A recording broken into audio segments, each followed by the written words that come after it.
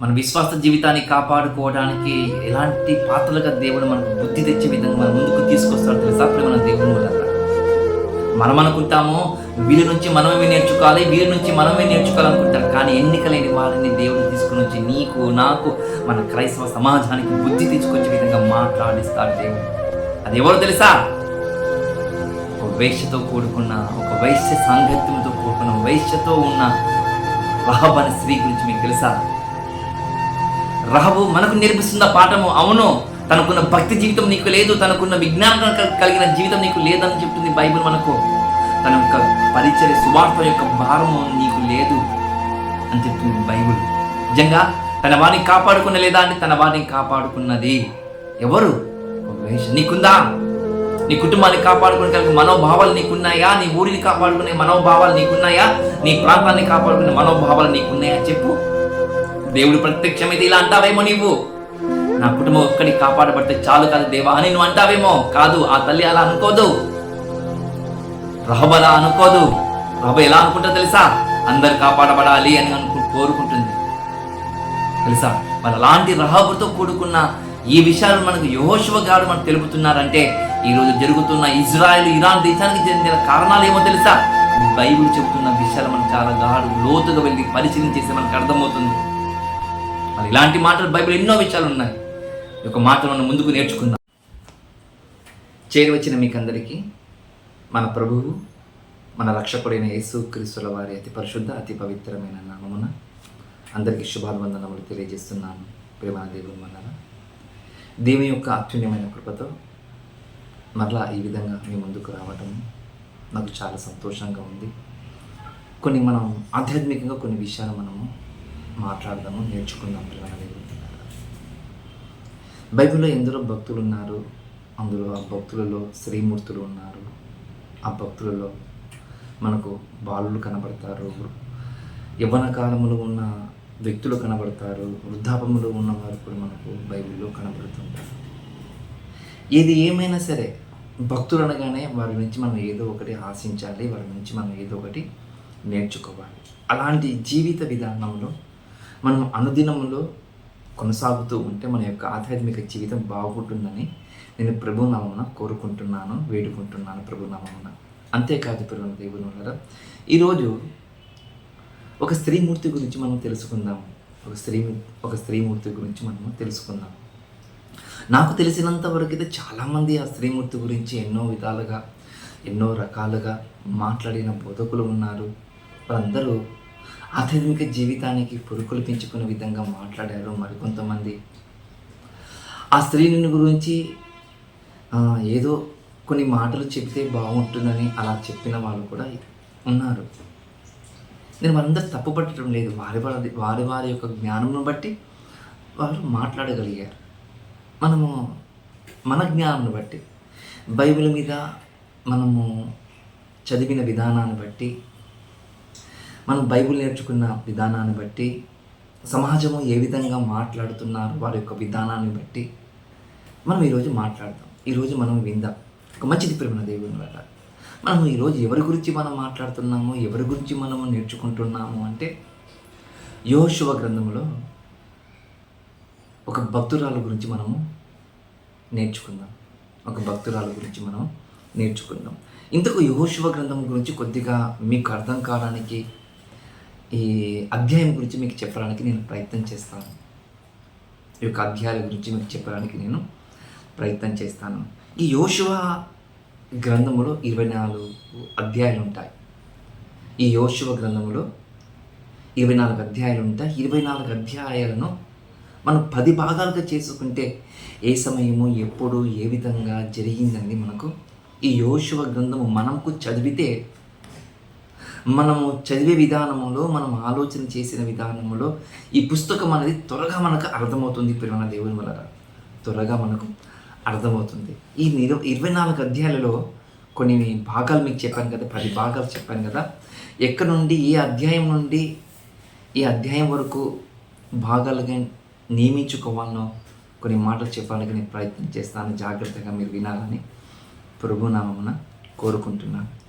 మొదటి అధ్యాయము 1వ అధ్యాయము 1వ వచనం నుండి 12వ అధ్యాయం 24 అధ్యాయాల వరకు 24, 12వ అధ్యాయం 24 వచనాల వరకు మొదటి భాగం ప్రేమ దేవుని వల్ల ఇక్కడ మనకి ఏం కనబడుతుందంటే కానాను స్వాధీనం పరచుకోవడము.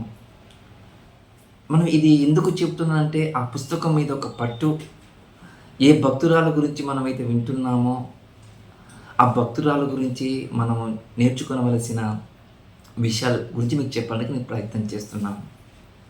అంటే ఈ మొదటి అధ్యాయం 1వ వచనం నుండి 12వ అధ్యాయం 24 వచనాల వరకు మనము ఆలోచన చేసి మొదటి భాగమా అంటే అవును,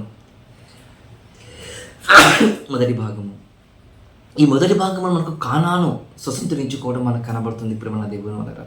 రెండవ భాగం 13వ అధ్యాయం నుండి మొదటి వచనం నుండి 21 వచనాల వరకు, అలాగే 45 వచనాల వరకు మనకు కనబడుతున్న సంఘటన సందర్భము ఏదంటే కానాను దేశము భూభాగముగా పంచుకోవటము. కానాను దేశానికి, ఏ దేశానికి దేవుడైతే మీకు ఇస్తానో స్వతంత్రించుకుంటారని చెప్పారో ఆ దేశానికి, ఆ యొక్క భూభాగానికి భాగాలుగా విభజన చేయటం జరుగుతుంది.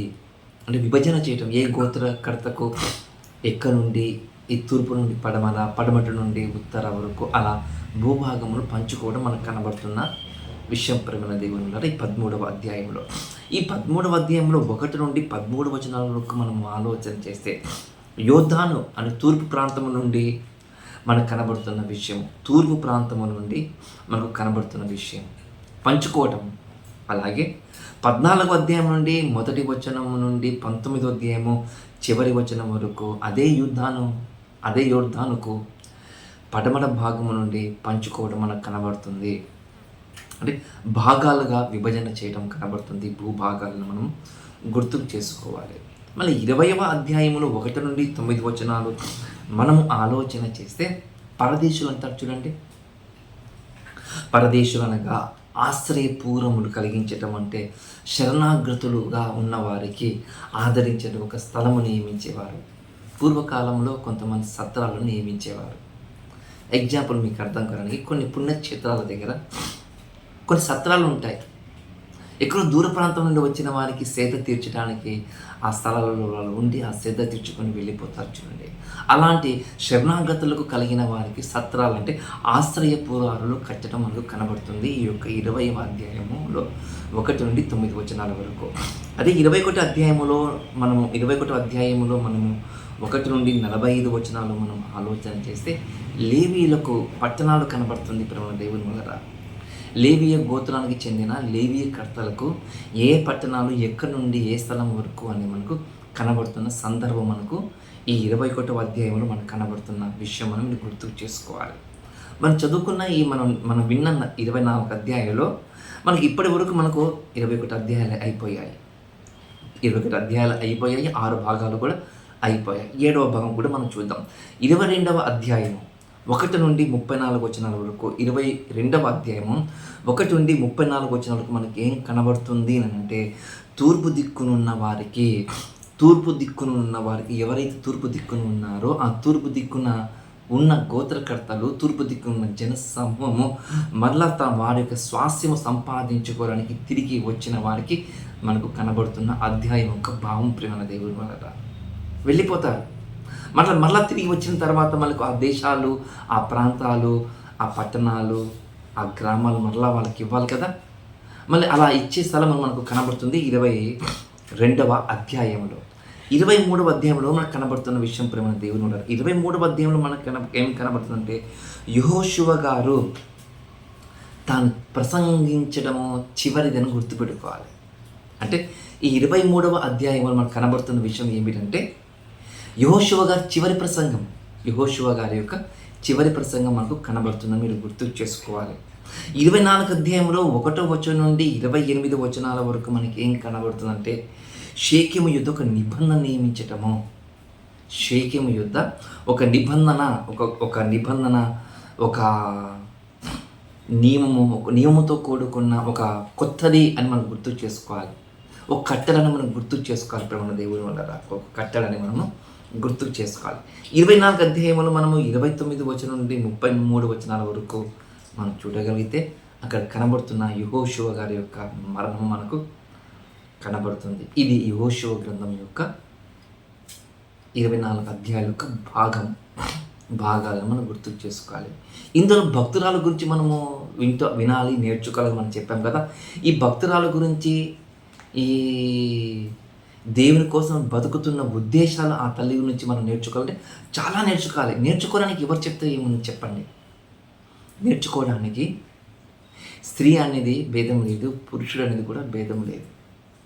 దేవుని వాక్యం నేర్చుకోవాలంటే ఫలానా వ్యక్తి చెప్పాలి, అతడు చెబితే నేను నేర్చుకుంటాను, వారు చెబితేనే నేను వింటాను అనే భావాలు ఈరోజు మన క్రైస్తవ సమాజంలో చాలా ఉన్నాయి. దయచేసి అది దూరం చేసుకోండి. అవి దయచేసి దూరం చేసుకోమని మిమ్మల్ని ప్రభునామమున మిమ్మల్ని నేను కోరుకుంటున్నాను. ప్రేమ దేవుని వల్ల మళ్ళీ ఈ భక్తురాలు చెబుతున్న విధానాన్ని మనం చూడగలిగితే, తన నుంచి మనం నేర్చుకోగలిగితే, ఆ భక్తురాలు గురించి మనం వినగలిగితే మనకు ఆధ్యాత్మిక జీవితం ఖచ్చితంగా మారుతుంది. మన యొక్క ఆధ్యాత్మిక జీవితం ఖచ్చితంగా మారుతుంది. ప్రేమ దేవుని వల్ల తన అలాంటి విధానములు మనకు కనబడుతున్న భక్తులను మనం గుర్తు చేసుకోవాలి. చూద్దాం. యెహోషువ గ్రంథము 2వ అధ్యాయము మనం చదవగలిగితే, యెహోషువ గ్రంథము 2వ అధ్యాయము మనం కొన్ని వచనాలు మనం చదవగలిగితే ఒక విషయం మనకు కనబడుతుంది. 2వ అధ్యాయం అనగానే నాకు తెలిసినంత వరకు మీరు బైబిల్ బాగా చదువుతారు కదా. మీరు బైబిల్ బాగా చదివే వాళ్ళు మీరేం చెప్తారు తెలుసా? ఇది ఒక స్త్రీమూర్తి గురించి, రాహోబ్ అనే స్త్రీ గురించి అని చెప్తారు కదా. రైట్, మీరు చెప్పింది వాస్తవం. ఏది ఏమైనా సరే కొన్ని విషయాలను ఆ తల్లి నుంచి మనం నేర్చుకుందాం. ప్రేమ దేవుని వల్ల చూద్దాం. 2వ అధ్యాయం 1 నుండి కొన్ని వచనాలు చదువుకుందాం. నూను కుమారుడైన యెహోషువ వేగుల వారైన 2 మనుషులను పిలిచి, మీరు పోయి ఆ దేశములకు ముఖ్యంగా యెరికోను చూడుడని వారితో చెప్పి, సిత్తిము వద్ద నుండి వారిని రహస్యముగా పంపెను. వారు వెళ్ళి రహాబును ఒక వేశ్య ఇంట చేరి అక్కడ దిగక, దేశమును వేగు చూచుటకు ఇశ్రాయేలు యుద్ధ నుండి మనుషులు రాత్రివేళ ఇక్కడికి వచ్చిరని యెరికో రాజు వర్తమానం వచ్చెను.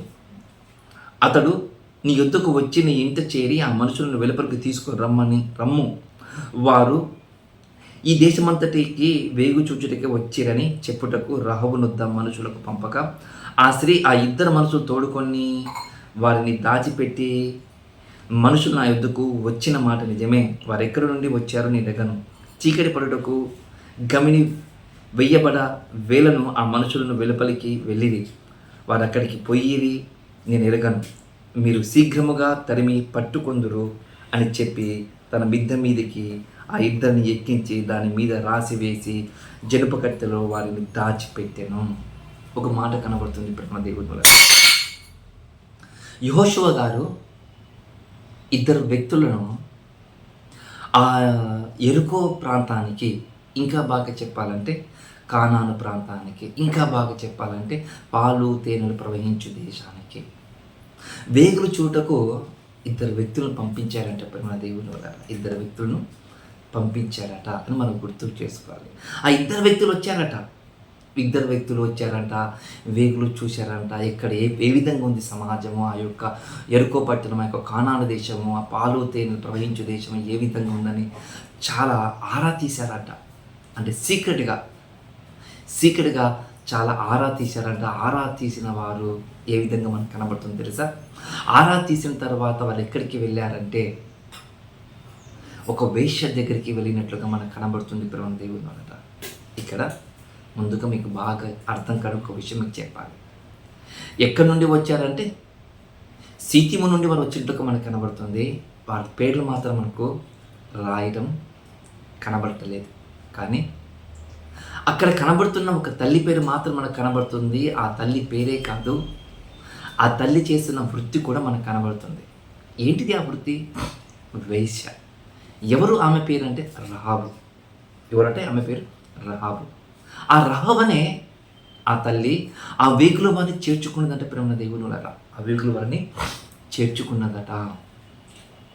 ఆ వేగుల వారిని చేర్చుకున్న ఆ రహాబు ఆ వారితో సంభాషణ జరుగుతుందని మనం గుర్తు చేసుకోవాలి. సంభాషణ జరుగుతుంది మనం గుర్తుకు చేసుకోవాలి ప్రేమ దేవుని వల్ల. అలా గుర్తుకు చేసుకునేటప్పుడు మనకు కనబడుతున్న ఒక విషయం, వెంటనే ఎవరైతే ఈ యెరికో రాజు ఉన్నాడో ఇక్కడికి ఇశ్రాయేలు యొక్క వేగుల వారు వచ్చారట. ఇశ్రాయేలు యొక్క వేగుల వారు వచ్చారట. ఇక్కడికి వచ్చారా అని అడగటానికి కూడా వాళ్ళు వచ్చారంటే పరమ దేవుని వారట. ఎందుకు దేనికోసము మనం ఆలోచన చేయగలిగితే, ఈ భూభాగాన్ని సుసంతరించుకోవడానికి యెహోషువ కాలంలో 2 వ్యక్తులు వేగుల వారుగా వస్తున్నట్లుగా మనకు కనబడుతుంది. ఇంతకీ భూభాగం ఎవరిది? ఇంతకు ఈ భూభాగం ఎవరిది అంటే, ఈ భూభాగం ఎవరిదో కాదు, అబ్రహం గారిది. ఈ భూభాగం ఎవరిదో కాదు, దేవుడు ఎక్కడైతే అబ్రహముతో మాట్లాడాడో, అబ్రహముతో నీకు గర్భఫలమును నేను ఇస్తానని చెప్పాడో, ఆ గర్భఫలంతో ఇవ్వడంతో పాటు, అబ్రహమా ఏ ప్రాంతం అయితే నివసిస్తున్నావో ఆ ప్రాంతానికి మరలా నీకు నేను స్వతంత్రించుకున్నట్లుగా నేను నిన్ను నియమిస్తానని చెప్పడం మనకు కనబడుతుంది. ప్రమాణ దేవుని వల్ల నియమించడం మనకు కనబడుతున్న విధానం మనం చూడాలి. అబ్రహం గారికి అంటే అవును, ఎక్కడంటే ఇదే ఆదికాండములో 15వ అధ్యాయంలో మనం చూడగలిగితే, ఆదికాండము 15వ అధ్యాయంలో మనం చూడగలిగితే ఒక మాట మనకు కనబడుతుంది. ఆ మాట మనం జాగ్రత్తగా మనం చూద్దాం. ప్రేమ దేవుని 15వ అధ్యాయము ఈ మాట మనం జాగ్రత్తగా మనం చూద్దాం. ఎక్కడి నుండి మనం చదువుకుందామనంటే చూద్దాం 7వ వచనం నుండి. ఆదికాండము 15వ అధ్యాయం 7వ వచనం. మరియు ఆయన నీవు ఈ దేశమును స్వతంత్రించుకున్నట్లు దాన్ని నీకిచ్చుటకు కల్దీయుల ఊరును పట్టణములో నిన్ను నేను యువతలకు తీసుకొని వచ్చిన యెహోవాను నేనే అని చెప్పినప్పుడు అతడు ప్రభువగు యెహోవా నేను దీన్ని స్వతంత్రించుకున్నదనా నాకెట్లు తెలియను అనగా ఆయన చెబుతున్నాడు. అంటే ఈ ఆదికాండమును 15వ అధ్యాయంలో 7వ వచనంలో మనం చూడగలిగితే, నీవు ఒక ప్రాంతాన్ని ఇస్తాను, నువ్వు ఎక్కడైతే నువ్వు వచ్చావో ఆ ప్రాంతాన్ని మళ్ళా నీకు ఇచ్చేస్తాను. ఆ ప్రాంతమే కాదు, కల్దీయులు అంట. కల్దీయులు అంటే మీకు అర్థకానికి బబులోను సామ్రాజ్యము అనుకుని మీరు గుర్తు చేసుకోవాలి. అర్థం బబులోను సామ్రాజ్యము, బబులోను ప్రాంతం అని మనం గుర్తు చేసుకోవాలి. ఇక్కడ మనకు కనబడుతుంది యెరికో పట్టణం అంటే ఏంటి? యెరికో పట్టణం అంటే కూడా మనం గుర్తు చేసుకోవాల్సిన అవసరము. కానాను దేశం అని చెప్తున్నారు కదా, అది కూడా మనం గుర్తు చేసుకోవాలి. ఇంతకు ఏం జరిగింది? యెరికో కానాను పట్టణం గురించి మనం కొద్దిగా లోతుగా వెళ్ళి మనం ఆలోచన చేయగలిగితే, కానాను ఎవరు? ఈ కానాను అంటే మనకు అర్థం కాడానికి ఆదికాండంలో 6వ అధ్యాయంలో నోహా గారితో మాట్లాడాడు. చూడండి ఏమని మాట్లాడాడు అంటే, జలప్రలయం వస్తుంది, ఆ జలప్రలయం కోసము నోహావు నేను చూశాను, ఈ భూమి అంతటా చూశాను, ఎవరు నీతిమంతులు కనిపించలేదు, నీవు తప్ప అని చెప్పారు. చూడండి నోహా గారితో. మళ్ళీ ఆ నోహావు గారికి పుట్టిన 3 కుమారులు ఉన్నారు కదా, సేము, హాము, యాపేతు. వారు 8 మంది రక్షింపబడ్డారు కదా. అందరూ ఈ భూమి మీద ప్రతి ఒక్కరూ ఈ లోకములకు విడిచిపెట్టి జలమయమైపోయారు కదా. ఇప్పుడు మళ్ళా ఈ 3 ద్వారా ఈ మానవ ప్రపంచము మరలా జనసాంద్రత పెరిగిందని మనం గుర్తు చేసుకోవాలి. ఇందులో సేము ఉన్నాడు, హాము ఉన్నాడు, యాపేతు ఉన్నాడు. ఇందులో హాము అనే వ్యక్తికి ఒక కొడుకు ఉన్నాడు. ప్రేమ దేవుని వల్ల ఆ కొడుకు పేరే ఏం పేరు అంటే కానాను అని పేరు. ఆ కానాను పేరే కానాను ప్రాంతం అని మనం గుర్తు చేసుకోవాలి. అప్పటి కాలంలో ప్రదేశాలకు, స్థలాలకు, పట్టణాలకు పేర్లు పెట్టేవారు, కొడుకుల పేర్లు పెట్టేవారు అని మనం గుర్తు చేసుకోవాలి. ప్రేమ దేవుని వల్ల మళ్ళీ ఆ కానాన్ అనే ఆ హాముకు పుట్టిన కుమారుడు కానాన్ అయితే, ఆ కానాను ఆ భూభాగాన్ని స్వతంత్రించుకుంటూ వెళ్ళిపోవడము. అలా స్వతంత్రించుకుంటూ వెళ్ళిపోయిన తర్వాత అబ్రహం గారితో చెప్పిన తర్వాత మళ్ళీ ఏ కానాను ప్రాంతం అయితే వాళ్ళు స్వతంత్రించుకున్నారో ఆ కానాను ప్రాంతానికి మళ్ళీ అబ్రహం గారికి ఇవ్వడానికి గల కారణం ఏమిటంటే, అప్పటికు ఆ ప్రాంతం ఎలా మారిపోయిందంటే ప్రేమ దేవుని వల్ల దేవునికి వ్యతిరేకంగా మారిపోయినట్లుగా మనకు లేఖనాలు మనకు కనబడుతుంటాయి. ఆ కానాను ప్రాంతంలో ప్రజలు ఎలా ఉన్నారు తెలుసా? పురుష సంయోగులు ఉన్నారట. ఆ కానాను ప్రాంతంలో ఎవరు ఉన్నారంట? జంతు యొక్క సంయోగులు ఉన్నారట. ఆ కానాను ప్రాంతంలో స్త్రీలు సంయోగం చేసుకునే వారు కూడా ఉన్నారట. అలాంటి భయంకరమైన క్రియలు ఆ కానాను ప్రాంతంలో జరుగుతుంది. ఎక్కువగా సెక్సువల్ డిజీజ్ కలిగిన ప్రాంతం అని మనం గుర్తుకు చేసుకోవాలి. అదే అంత భయంకరమైన ప్రాంతం అంటే అవును, అంత భయంకరమైన ప్రాంతము ఆ కానాను ప్రాంతము. మరి అలాంటి కానాను ప్రాంతం, అలాంటి యెరికో పట్టణముల గురించి మనకు కనబడుతున్న విధానం మనం చూడగలిగితే, ఆ యెరికో పట్టణములో ఒక స్త్రీమూర్తి కనబడుతుంది. ఆమె కూడా చెప్పాను కదా, ప్రాంతం మంచిది కాదని చెప్పాను కదా. ఆ ఎరుకు పట్టణము, కానాను ప్రాంతం, అక్కడ ఉన్న జన సమూహం, అక్కడ ఉన్న మంచి వాళ్ళు కాదు కదంటే మంచి వాళ్ళు కాదు అక్కడ. వాళ్ళు ఎలా అంటే జంతువులతో సంయోగం చేసుకునేవారంట. బైబిల్ చెప్తుంది. ఏమని చెప్తుంది తెలుసా బైబిల్? మీరు జంతువులు ఎదుట నగ్నంగా ఉండకూడదని బైబిల్ చెప్తుంది. పురుషునికి కూడకూడదని చెప్తుంది. స్త్రీకి కూడకూడదని చెప్తుంది బైబిల్. కానీ అప్పటి వరకు ఏమిటంటే ఇక్కడ మారిపోతుంది ఆ ప్రపంచము. మీరు వెళ్ళేటప్పుడు ఇలాంటి మీలో ఉండకుండా ఉండాలి. ఎక్కడ ఏ కనాను ప్రాంతానికి ఇశ్రాయేలు ప్రజలకు పంపిస్తానని దేవుడు చెప్పాడో ఆ ప్రాంతం అప్పటి వరకు ఆ భయంకరంగా మారిపోతుందని దేవుడు చెప్పారు. చూడండి ప్రేమ దేవుని వల్ల దేవుడు చెప్పాడని మనము గుర్తుకు చేసుకోవాలి. ఇంకా కొద్దిగా మీకు అర్థం కావడానికి, మరి ఎప్పుడు పోయారు, ఎవరు పోయి ఏ కాలంలో పోయారంటే మీకు తెలుసు అనుకుంటాను. ఎప్పుడైతే అబ్రహం గారికి మాట ఇచ్చాడో, అబ్రహంకు మాట ఇచ్చిన తర్వాత తాను మెల్లమెల్లగా నెరవేర్చడం కూడా మనకు కనబడుతుంది. ఆ ఇశ్రాయేలు ప్రజలు ఐగుప్తుకు వెళ్ళినట్టుగా మనకు కనబడుతుంది. 70 మంది నుండి లక్షల మంది వచ్చారంట. లక్షల మంది అంట. దాదాపు చరిత్రకారులు చెబుతున్న విధానం మనం చూడగలిగితే ఒక 25 నుండి 30 లక్షల వరకు ఆ ఇశ్రాయేలు ప్రజలు ఆ ఐగుప్తులో ఉంటారట. వాళ్ళు ఉంటారంట దేవుని వల్ల. అలా ఉంటున్న సమయంలో అక్కడ నుంచి విడిపించడానికి ఒక నాయకుడు కావాలి. ఎవరు ఆ నాయకుడు అంటే దేవుడే పుట్టించాడు మోషేని. దేవుడే పుట్టించాడు మోషే గారిని. ఆ మోషే గారిని దేవుడే పుట్టించి మళ్ళీ మోషే గారి నాయకత్వంలో ఆ కానాను దేశానికి వెళ్ళారా? ఆ మోషే యొక్క నాయకత్వంలో ఎరుకో ప్రాంతానికి వెళ్ళారంటే లేరు. మరి ఎవరి కాలంలో వెళ్ళారంటే యెహోషువ కాలంలో వెళ్ళారు. యెహోషువ కాలంలో వారు వెళ్ళినట్లుగా మనకు కనబడుతున్న విధానం ప్రేమ దేవుని వల్ల మనకు వెళ్ళినట్టుగా మనకు కనబడుతున్న విధానం మనం గుర్తుకు చేసుకోవాలి. మరి యెహోషువ ఎక్కడున్నాడంటే మనం గుర్తుకు చేసుకోగలిగితే మోషే గారు సీనాయి పర్వతం మీద వెళ్తాడు చూడండి. ఆ మోషే గారు సీనాయి పర్వతం మీద వెళ్ళినప్పుడు యెహోషువ గారు ఆ సీనాయి పర్వతం మీద కింద ఉండి తన గురువు కోసము, అర్థం కాని చెప్తున్నాం, గురువు కోసము, తన మార్గదర్శిగా ఉన్న మోషే గారి కోసము ఎదురు చూస్తుంటాడు, రగిలిపోతుంటాడు. మళ్ళీ అలా రగిలిపోతున్న ఆ యెహోషువ గారి నాయకత్వంలో వచ్చారట. ఎక్కడికి? ఆ కానాను స్వతంత్రం చేసుకోవడానికి. మళ్ళీ ఈ యెహోషువ గారు ఇద్దరిని ఎందుకు పంపుతున్నారంటే మనం మోషే కాలంలో మనం చూసాము. మోషే కాలంలో 12 గోత్రకర్తలు ఇద్దరిద్దరు తీసుకుని వెళ్ళారు చూడండి. ఇద్దరిద్దరిని ఎందుకు తీసుకుని వెళ్ళారంటే అది ఒక వేగుల వారు చూడటము. వారు ఎప్పుడు వస్తారో తెలియదు, ఎలా పోతారో తెలియదు, కానీ చూసి వస్తారట. దాని యొక్క సమాచారం అంతా తెలుసుకుంటారంట ప్రేమ దేవుని వల్ల. అది నేర్చుకున్నారంట. ఈ నిజంగా చెప్పాలంటే ఈ వేగుల వారి తత్వం అనేది ఈరోజు కూడా ప్రతి దేశంలో ఉంది అని మనం గుర్తు చేసుకోవాలి. అమెరికాలో ఉంది, ఇండియాలో ఉంది, అలాగే పాకిస్తాన్ ఉంది, బంగ్లాదేశ్లో కూడా ఉంది. ఇంకా బాగా చెప్పాలంటే ఇప్పుడు జరుగుతున్న ఇరాన్, ఇరాక్, ఇజ్రాయెల్ దేశాల్లో కూడా చాలా ఉన్నాయి. అండ్ సీక్రెట్ ఏజెంట్స్ వాళ్ళు కూడా చాలామంది ఉన్నారు. చాలా దేశాలలో కూడా ఉన్నారని మీరు గుర్తు చేసుకోవాలి. దీనికి మూలస్తంభం ఎవరంటే ఇక్కడనే యెహోషువ గారు.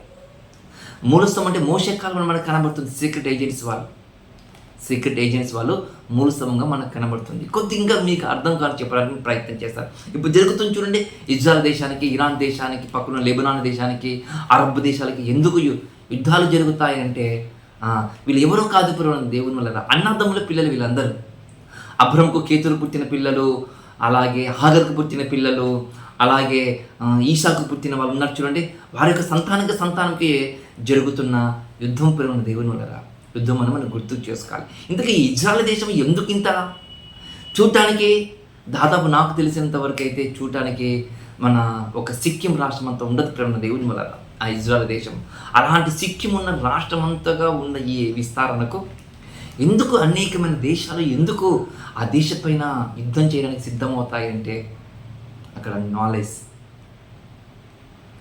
ఆ ప్రాంతము పాలు తేనెలు ప్రవహించు దేశం, విస్తారం ఉంటుందంట, మంచి భూపంట అంట. అక్కడ ఉన్న టెక్నాలజీ ఈ ప్రాంతంలో ఎవరికి లేదు ప్రేమ దేవుని వల్ల. వాళ్ళు ఎలాంటి వాడు తెలుసా? ఇజ్రాయెల్ దేశం వాళ్ళు ఒక దేశంలో ఒక శాంతి భద్రతలు కోల్పోయే విధంగా చెయ్యాలని అంటే వాళ్ళు ఏం చేస్తారు తెలుసా? ఆ దేశాధికారిని టార్గెట్ చేస్తారు. ఆ దేశాధికారిని టార్గెట్ చేసి చంపేస్తారు.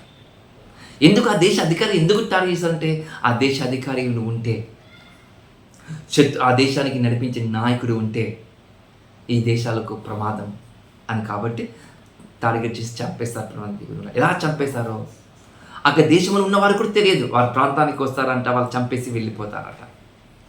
చంపింది వీళ్ళకి తెలుసు ఇజ్రాయెల్ దేశస్థులు, కానీ చంపింది ఎవరని ఆ ప్రాంతంలో వారికి ఎవరికి తెలియదు ప్రేమ దేవుని గారు.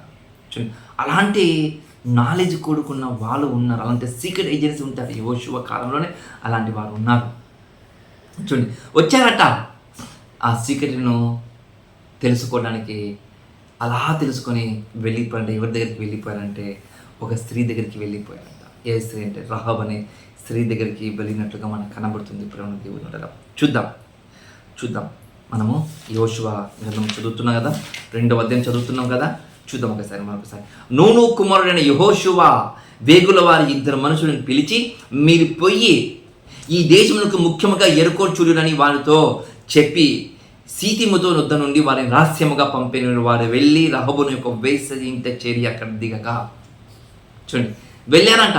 ఎక్కడెక్కడ ఏమేమి ఉంది, ఏ ప్రాంతంలో ఎక్కడ ఉందా, జనసంఖ్య ఎంత ఉంది, ఎలాంటి యుద్ధ వీరులు ఉన్నారని తెలుసుకోవడానికి వాళ్ళంతా సంచారం చేశారంట.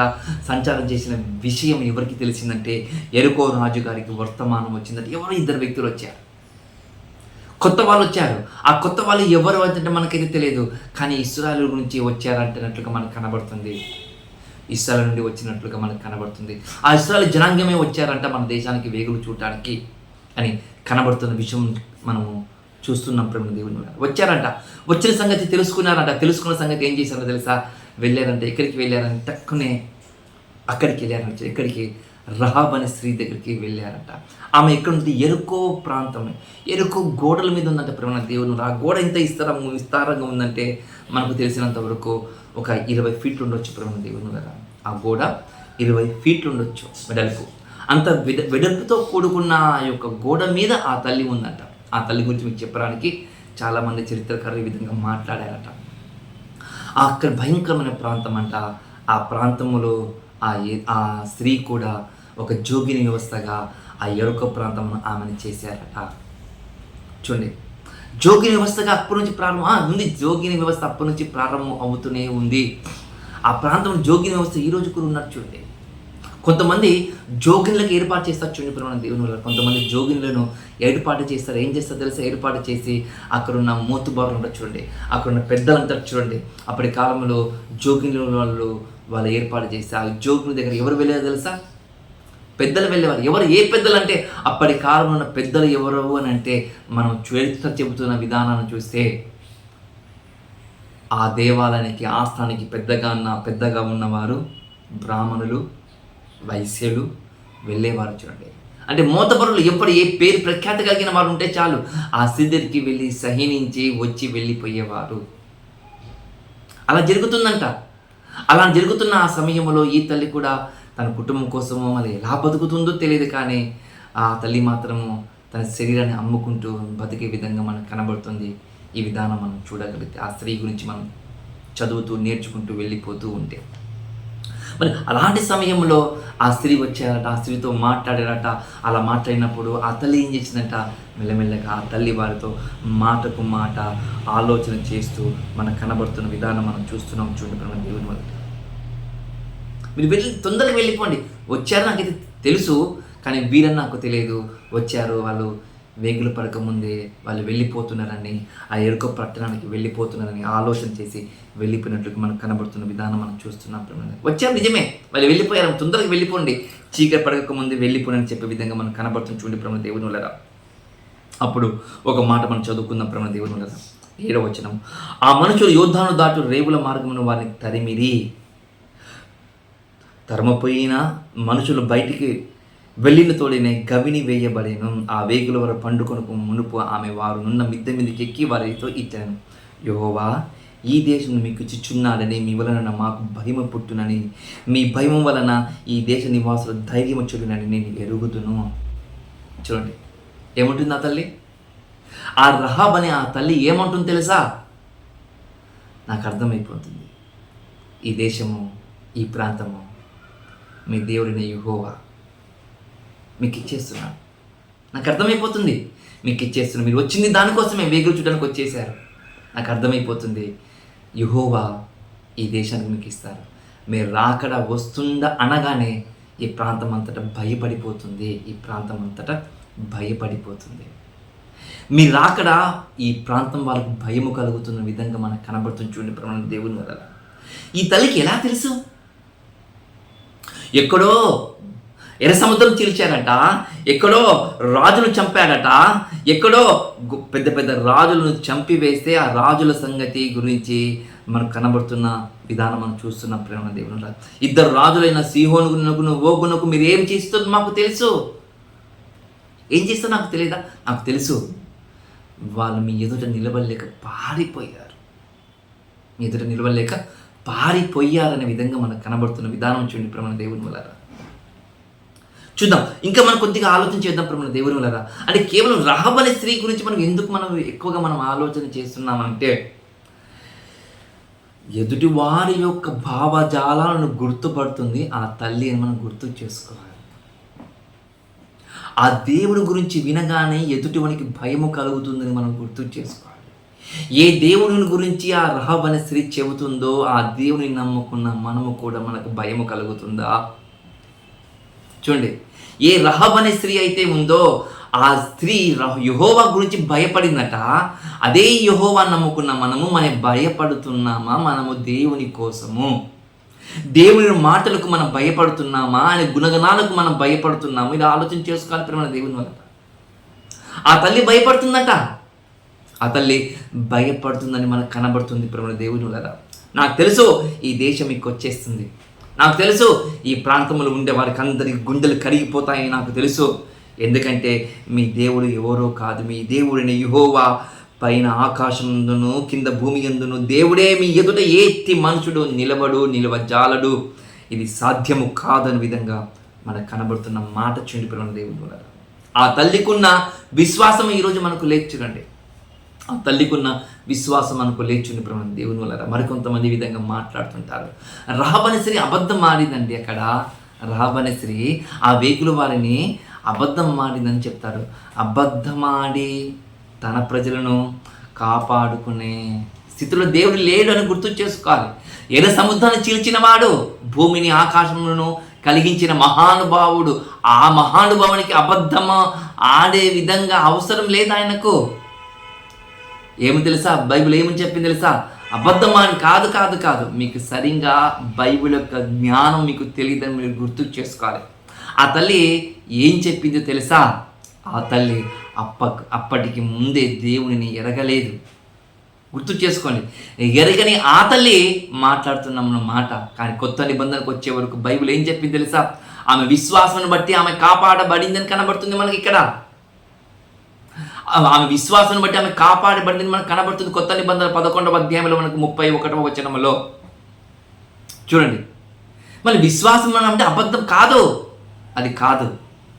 దేవుడి లెక్కలు వేరే ఉంటాయి మనం గుర్తుకు చేసుకోవాలి ప్రేమ దేవుని వల్ల. లెక్కలను వేరేగా ఉంటాయి మీరు గుర్తు చేసుకోవాలి. ఇలా ఒక్క చిన్న మాట చెప్తే ఎరుక పట్టణము అగ్నిగంధకాలు పడి నాశనం కాదా ప్రేమ దేవుని వల్ల?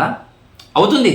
అంత శక్తి గల మన దేవుడు, అంత శక్తి గల మన దేవుడు. మళ్ళీ అలాంటి మన దేవుడు ఒక్క స్త్రీ గురించి తనను ఎందుకు ఈ టార్గెట్ చేస్తున్నాడు అంటే, ఆమెను చూడండి రా, ఆమెను చూడండి.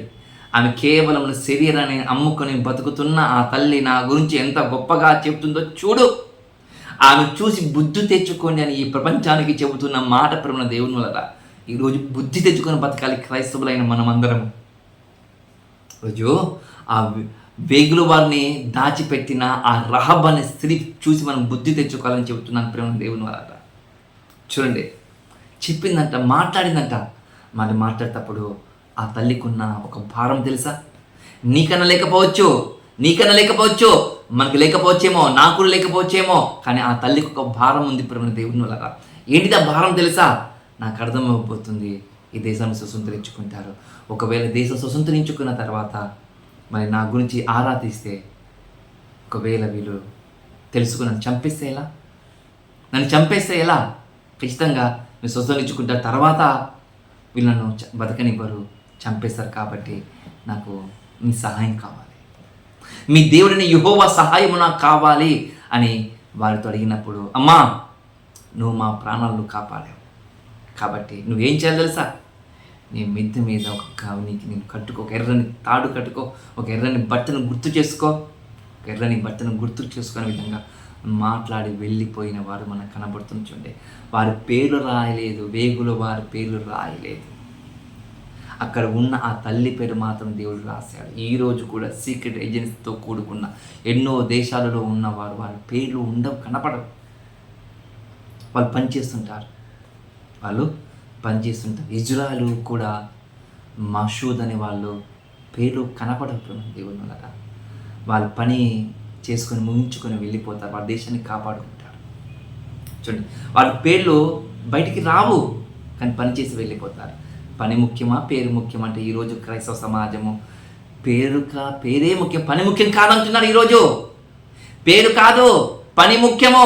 ఆ పని కోసం నీ పేరు రాకపోయినా సరే, నీ ఫోటో ఆ పేపర్లో లేకపోయినా సరే, నీ గురించి 10 మందికి తెలియకపోయినా సరే, నువ్వు పని చేస్తుంటే చాలు. ఆ దేవాతి దేవుడును ఏదో ఒక రోజు నేను ఖచ్చితంగా అందరికీ తెలిసే విధంగా నిన్ను తీసుకొని వస్తాడని మనం గుర్తు చేసుకొని ప్రేమ దేవుని వల్ల. బైబిల్ చెప్తున్న మాట ఇది బైబిల్ చెప్తున్న మాట. చూద్దాం, పని ముఖ్యమా పేరు ముఖ్యమా అంటే పనే ముఖ్యము అని ఆ పని చేసుకుని వచ్చేసారంట, యుద్ధానికి వచ్చేసారంట ప్రేమ దేవుని వల్ల. వాళ్ళు యుద్ధానికి వచ్చేసిన తర్వాత ఏం జరిగిందో మీకు తెలుసు. ఆ ఎర్రని గుడ్డ మాత్రం వాడు ఎవరు ముట్టలేదంట. అయ్యా యోషువ గారు, మేము వెళ్ళినప్పుడు ఫలానా జరిగింది, ఒక తల్లి మమ్మల్ని కాపాడింది. ఆ తల్లికి మేము చెప్పాను, నీకెవరు ఉన్నారు చెప్పు, నీ బంధువులు, నీ మిత్రులు ఎవరున్నా సరే నువ్వు బయటికి వస్తే మాకు సంబంధం లేదు, ఇంట్లో ఉంటేనే నీకు రక్షణ అని చెప్పారు. అవును, ఇంట్లో ఉంటేనే రక్షణ, క్రీస్తులో ఉంటేనే రక్షణ మనం గుర్తు చేసుకోవాలి ప్రేమ దేవుడు ఉండరు మనకు. వాళ్ళు చెప్పి వెళ్ళిపోయారు. ఒక తల్లికి ఉన్న భారం నీకుందా? మళ్ళీ ఆ తల్లి ఎవరో కాదు, ఒక వేషతో కూడుకున్న తల్లికి కొన్ని ఆత్మలు కాపాడాలని, తన వారిని కాపాడుకోవాలని ఒక భారభరితమైన మనసుంది ఆ తల్లికి. నీకుందా? నాకుందా? ఒక క్రైస్తవుగా నీవు బైబిల్ పట్టుకొని, ఒక సేవకుడిగా నీవు ఉండి, ఒక సువార్థికుడిగా నేనుండి బైబిల్ పట్టుకున్న బైబిల్ భారాన్ని భుజం స్కంధాల మీద మోసుకొని వెళ్ళిపోవలసిన మనము ఈరోజు మనకు భారం ఉందా? ఆత్మల భారం అని అడుగుతున్నాను నేను. ఆ తల్లికి ఉంది. ఆ తల్లిని చూసి మనం నేర్చుకోవాలి, బుద్ధి తెచ్చుకోవాలి తల్లిని చూసి మనం. చూడండి ప్రేమ దేవుని వల్ల ఇన్ని మంచి మాటలు దేవుడు రాసి పెట్టాడు. ఆమెకుంది, తన వారిని కాపాడుకుందని మనం గుర్తు చేసుకోవాలి ప్రేమ దేవుని వల్ల. చూద్దాం, తన వారిని కాపాడుకుంది. అవును, ఒక మాట అన్నది, మీ దేవుడిని యెహోవా తెలుసా? ఆకాశము ఏమంట, మీ దేవుడిని యెహోవా పైన ఆకాశం కింద ఉన్న కానీ భూమి కింద ఉన్న ఏ దేవుడు లేడు, భూమి ఎందున్న దేవుడు మీ దేవుడే యెహోవా అంటున్నా. అంత గొప్పగా వర్ణిస్తుందండి ఒక వేశ్య. నువ్వు వర్ణించావా నీ దేవుని గురించి గొప్పగా? లేదు.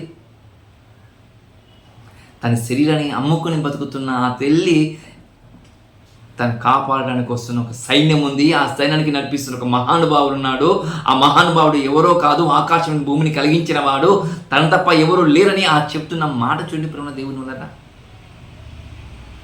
నీకు రోషం ఉంటే, నీకు పౌరుషం ఉంటే నశించిపోతున్న ఆత్మ దగ్గరికి వెళ్ళు. ఈరోజు ఎలా ఉంటావు తెలుసా? దేవుడు ప్రత్యక్షమై నీకు వరం ఇస్తే నువ్వేమనుకుంటావు తెలుసా? దేవా, నేను నా కుటుంబం పరలోకంకి వస్తే వెళ్తే చాలు అనుకుంటావు. కాదు, అది స్వార్థం. అది దేవా, నా సమాజము, నా సంఘము, నాకు తెలిసిన వాళ్ళు, నా బంధువులు, నా ఆత్మీయులు అందరూ పరలోకం రావాలి. దానికోసం నేను కష్టపడతాను. దానికోసం నేను ప్రాణాలనైనా సరే పణముగా పెట్టి వారిని పరలోక రాజ్యానికి నేను వారసులుగా చేయగలిగే విధంగా నన్ను ముందుకు నడిపించు అని దేవునికి అడుగుతాం. మనం ఒక వరము మనం అడగం. నా కుటుంబం క్షేమంగా ఉంటే చాలా మనం అనుకునే దౌర్భాగ్యం చూడండి ప్రేమ దేవుని వల్ల. దౌర్భాగ్యం అంటే దౌర్భాగ్యం. అలాంటి దౌర్భాగ్యులుగా మనం ఉన్నాం ప్రేమ దేవుని వల్ల. అలాంటి దౌర్భాగ్యులుగా మనం ఉన్నాం చూడండి. బైబిల్ చెప్తున్న మాట, బైబిల్ చెబుతున్న మాట నిబంధన నెరవేర్చింది. ఏ రహోబు అయితే 10 మందిలో తలదించుకున్న చీకటి బతుకుతున్న ఆ తల్లి ఎక్కడికి వచ్చింది తెలుసా? ఆశ్చర్యకరమైన వెలుగులోనికి వచ్చేసింది. ఆశ్చర్యకరమైన వెలుగులోనికి వచ్చేసింది ఆ తల్లి. ఆశ్చర్యకరమైన వెలుగులోనికి వచ్చి క్రీస్తు యొక్క వంశావళిలో ఆ తల్లి పేరు రాయబడిందంటే మీరు ఆలోచన చేసుకోండి ప్రేమైన దేవుని వారులారా. ఆలోచన చేసుకోండి. నేను ఎందుకోసం చెప్తున్నానంటే ఆ తల్లే క్రీస్తు కోసము ఒక వంశావళిలో తన పేరు చేర్చబడిందంటే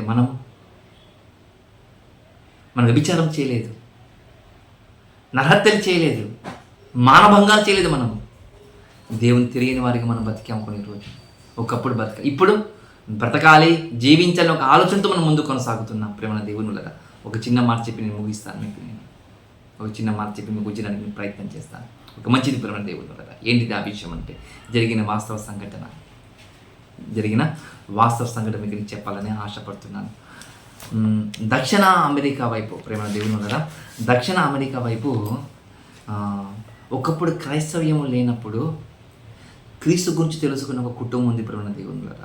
ఆ కుటుంబం క్రీస్తుని గురించి తెలుసుకున్న తర్వాత ఏదో కొన్ని సంవత్సరాల పరిచర్యకు వెళ్ళి ఆ పరిచర్య కొన్ని మాటలు నేర్చుకొని ఆ మాటలు నేర్చుకున్న తాను అనేకమైన ఆత్మలు కాపాడాలని ఒక మిషనరీగా ఒక వ్యక్తి నిలబడ్డాడు. పెళ్ళయింది, ఒక 2 సంవత్సరాలు అవుతుంది. పెళ్ళైన తర్వాత నా భార్యతో చెబుతున్నాను, నేను పలానా ప్రాంతానికి వెళ్తున్నానమ్మా, నా గురించి ప్రార్థన చేయని చెప్పినప్పుడు నేను ప్రార్థన చేయటము, నేను తిరిగి వస్తాను రాను తెలియదని చెప్పడం కూడా జరిగింది. వెళ్ళాడు ఆ తండ్రి. ఆ ఇంటి యజమానుడు వెళ్ళాడు. ఆ దక్షిణకు ఏ ప్రాంతానికి అయితే వెళ్ళాడో ఆ ప్రాంతానికి, ఆ దక్షిణ భూభాగానికి, అమెరికాలో ఉన్న దక్షిణ భూభాగానికి వెళ్ళాడు. అక్కడ తెగలు భయంకరమైన నరమాంస భక్షకులు ఉన్నారు. ఆ నరమాంస భక్షకులు ఏం చేశారు తెలుసా? అక్కడికి వెళ్ళంగానే చిన్న ఫ్లైట్, ఆ ఫ్లైట్ అయితే విమానంలో వెళ్ళంగానే చాలామంది ఆహార ప్యాకెట్ వేశారంట, చూశారంట, తింటున్నారంట, నమ్ముతున్నారంట.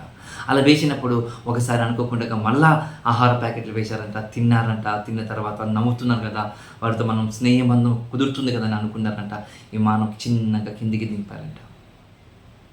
విమానం కిందికి దింపగానే వాళ్ళ చేతిలో ఉన్న అంబులను చూసి వేసేసారంట, బాణాలు వేసేసారంట.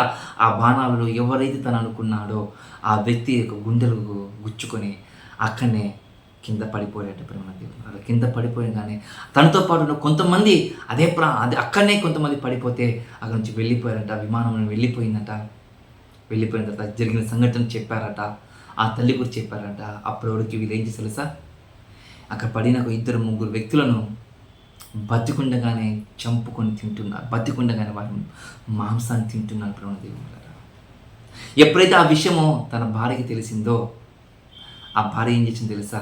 ఏదో విధంగా, ఏదో రకంగా ఎక్కడైతే నా భర్త ప్రాణాలను కోల్పోయాడో అక్కడే నా ప్రాణాలు కోల్పోవాలి అనుకున్నదేమో ఆ తల్లి. అనుకున్న విధంగానే ఏదో విధంగా వారితో ప్రయాణం చేయాలనుకున్నది, ప్రయాణం చేసింది. వారితో ఎక్కడైతే తెగుళ్ళు వారు ఉన్నారో ఆ తెగుళ్ళతో కూడుకున్న వృద్ధులు ఉంటారు, కొంతమంది స్త్రీలు ఉంటారు కదా, ఆ వృద్ధుల దగ్గర ఉన్న వారి దగ్గరికి వెళ్ళటము, వారితో అక్కడ బయట ప్రపంచం దగ్గర పరిచయం ఉన్న వారితో వెళ్ళి మాట్లాడిన తర్వాత వారి మాటలు నేర్చుకోవడము, ఆ వృద్ధులను తీసుకొని రావటము, మళ్ళీ ఆ తెగుల దగ్గరికి మధ్యకి వెళ్ళిపోవడం కనబడుతుంది. దేవుడు అందరు చంపడానికి సిద్ధమయ్యారంట. ఆమెకు అందరు చంపడానికి సిద్ధమయ్యారంట. అందరు చంపడానికి సిద్ధమైనప్పుడు అప్పుడు అలా అన్నారంట, ఒక మాట లేదు, ఆమె కొన్ని మాటలు మీకు చెప్తుంది, ఆ మాటలు మీకు వినని చెప్పారంట. ఆమె ఒక పాట పాడిందట. ఒక పాట పాడితే ఆ పాట విన్న వాళ్ళందరూ వింటున్నారంట.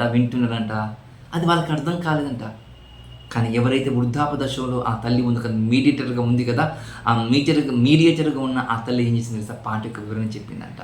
ఎప్పుడైతే వివరణ చెప్పిందో అక్కడ నరమాంస భక్షకులందరూ మౌనమైపోయారంట. చూడండి ఏం చెప్పిందంటే, ఇలా జరిగింది నా భర్త యొక్క ప్రయాణం, ఇలా జరిగింది అంటే. అలా చేసిన తర్వాత అక్కడ కొన్ని రోజులు ఉండటము, వారితో మాట్లాడటము జరుగుతుందంట. అనుకోకుండా ఒకరోజు ఆ ఇంట్లో ఒక చిన్న గది ఉంటుంది కదా, గది అంటే మీకు అర్థం కానికి గుడిసెల్లాగా కొన్ని ఈతాకులతో తాటాకులతో కొన్ని చిన్న గదిని ఏర్పాటు చేసుకుంటారు కదా, గుడిసెని ఏర్పాటు చేసుకుంటారు కదా. అలా గుడిసెని ఏర్పాటు చేసుకున్నప్పుడు ఆ తల్లి అందులో ఉందంట. ఆ తల్లి అందులో ఉన్నప్పుడు కొంతమంది వచ్చారంట, వాళ్ళ పాదాలు శబ్దం అయ్యారంట, వచ్చారంట. ఎవరు నా దగ్గరికి వస్తున్నారని ఆలోచిస్తుంటే ఎవరు అన్నదంట వారి యొక్క భాషలు. అన్నప్పుడు బయటకు వచ్చిందంట, అమ్మా నీ భర్త ఇక్కడికి వచ్చినప్పుడు ఆహార ప్యాకెట్లు వేసినప్పుడు మేము నవ్వాం, నాకు అర్థం కాలేదు, దేవుని ప్రేమ తనలో ఉన్నాడని. కానీ నీ భర్త ఆహార ప్యాకెట్లు వేసిన తర్వాత మరలా వచ్చారు, మరలా ఆహార ప్యాకెట్లు వేశారు, మేము మళ్ళీ నవ్వాం. అప్పుడు మాకు అర్థమైపోయింది, ఏదో ఒక మాంసంగా మమ్మల్ని మేము తను వినియోగించుకోవాలనుకున్నాం. అమ్మ నీ భర్తకు మొదటి బాణం వేసింది నేనే, మరొకడు వచ్చాడంటే నీ భర్తకు రెండవ బాణం వేసింది నేనే, పైనుంచి కింద కుప్పకూలిపోయినప్పుడు నీ భర్త యొక్క అవయవాలను భాగాలుగా చేసింది నేనే, నీ భర్త యొక్క గుండెని తింది నేనే అని చెప్పినప్పుడు వారు కన్నీరు మున్నీరైపోయారట, ఏడ్చుకుని చెప్తున్నారట. చూడండి, ఆ తల్లికున్న బాధ నీకుందా అని అడుగుతున్నాను. తన భర్తను పోగొట్టుకున్నది, స్వేచ్ఛను పోగొట్టుకున్నది, సంతోషాన్ని పోగొట్టుకున్నది. మరి అదే తల్లి అనేకమైన ఆత్మలకు వెలిగించే విధంగా నిలబడింది. అదే రహాబు అనే స్త్రీ చీకటి ఖండంలో ఉంది, చీకటిలో ఉంది, సమాజం అందరూ వెలివేశారు, కానీ నేను మాటలు అన్నారు.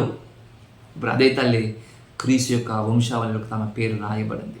ఎందుకో నీకు నాకు బుద్ధి చెప్పడానికి మనం గుర్తు చేసుకొని ప్రేమ దేవుని వలన. కాబట్టి ప్రేమ దేవుని వలన ఈ యెహోషువ గ్రంథములో బైబుల్ మనకు చెబుతున్న ఒక స్త్రీమూర్తి యొక్క విలువలను మనకు చెబుతుంది, మన యొక్క ఆధ్యాత్మిక జీవితాన్ని పెంపొందించుకోవడానికి. ఇట్టి మాటలు మీ హృదయంలో దాచుకొని ఫలింపబడాలని ప్రభునామములో కోరుకుంటే కొద్ది మాటలు ముగిస్తున్నాను. అందరికీ వందనములు.